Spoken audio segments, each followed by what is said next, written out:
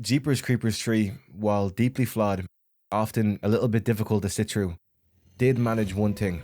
It tied up a couple of loose ends from the previous films. Most notably, it gave a closer look to the most underappreciated horror in the franchise, the truck. In horror, you can often see how icons come with something just as forgettable as themselves. Freddy had a glove, Jason had a machete, the Creeper had the truck. The Creeper also had weapons, but a lot of horror movies, the icons seemingly have something that are also iconic alongside it.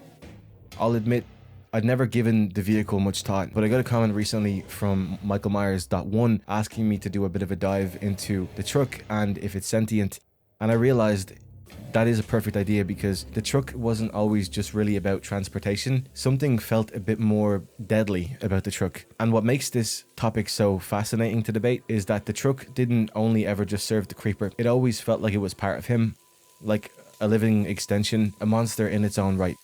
But what is it really?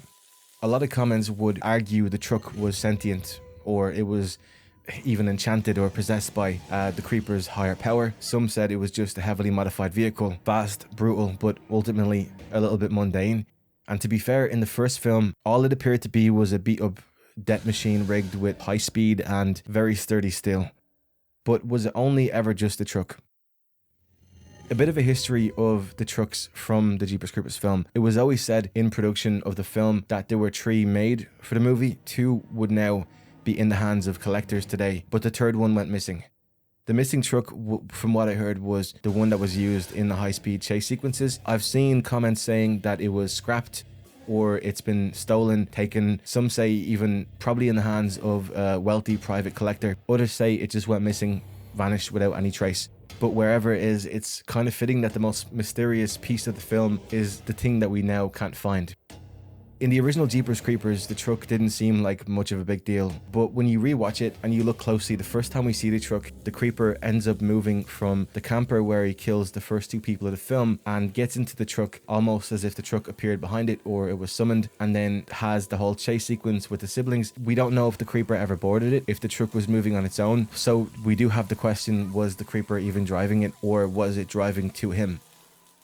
The truck is old, rusted, but it had a lot of speed and a lot of power. And I've even seen some people say that it kind of passed the average technology of a vehicle. It didn't look like that from the outside, but on the inside, they always called it souped up. But to be honest, souped up isn't the word to explain it when it has spike traps and a durability that most trucks old as that probably wouldn't have.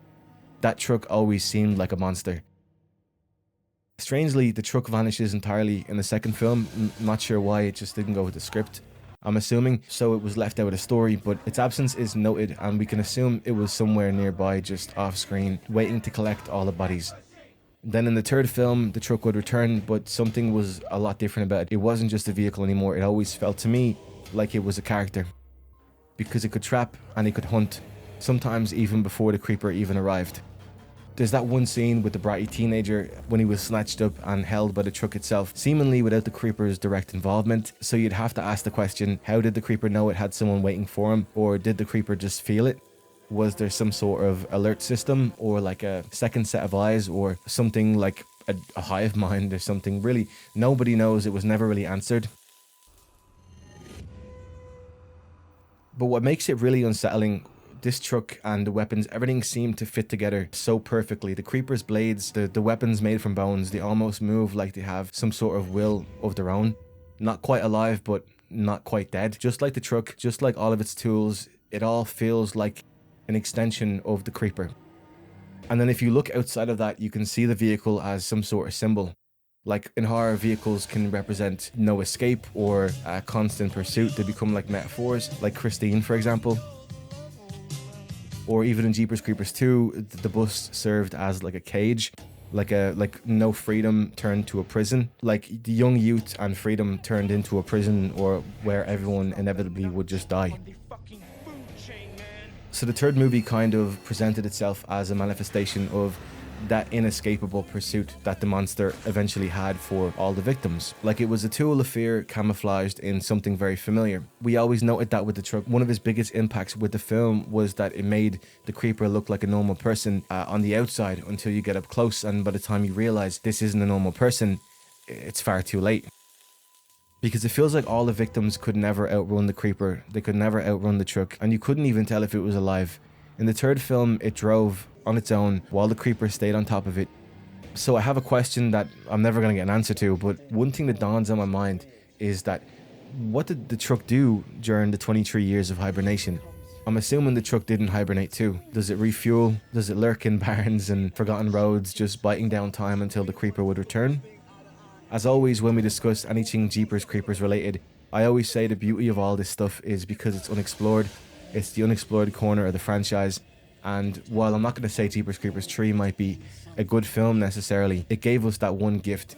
It made the truck more of a myth, something we could consider as part of the plot of the film, not just this transportation device that the creeper would use to get from A to B because he didn't need it, he could fly. It really makes you feel like the truck is its own machine, like a symbol that would stalk and help the creeper in the pursuit of all these victims.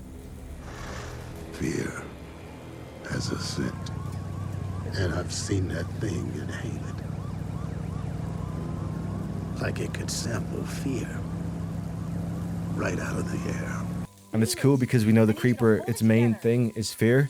And the third film really drove that truck was what people would fear. The stories they heard about it be eating you, they all know the lore. That truck really drove the fear aspect of it.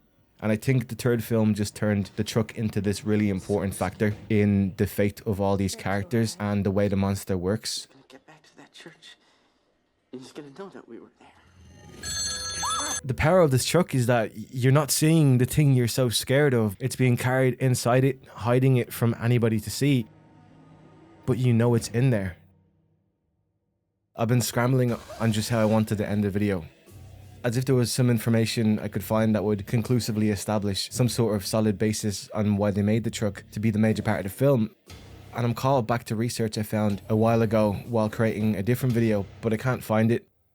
I can't find the documentary where I heard one of the crew members talk specifically on the meaning of the truck. And I want to say he described it as like a silhouette of a monster.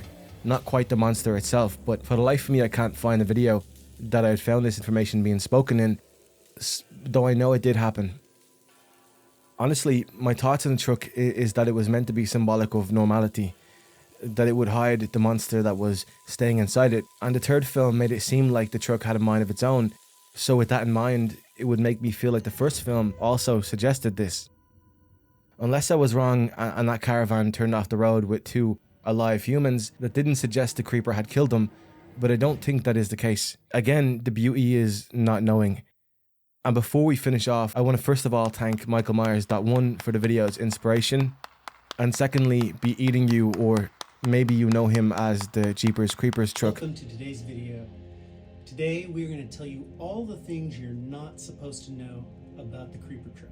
For letting me use some of his footage from a video of his that without a doubt breaks down the fascinating information on the vehicle itself, which is in the possession of him. Back when I mentioned earlier that there were two collectors owning the two film used vehicles, Be Eating You would be one of them. He was gracious enough to let me sample sections for the video you're watching now, and I would highly recommend that you check out his page because the work he does to dive into the Jeepers Creepers films, it far outweighs mine.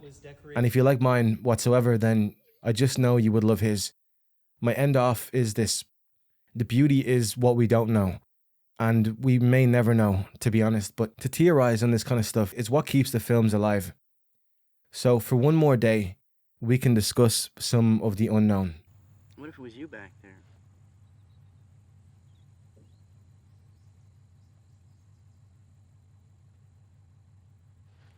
Not getting out of this car. You don't have to. I'm not. Thank you very much for checking out the video. I hope you enjoyed.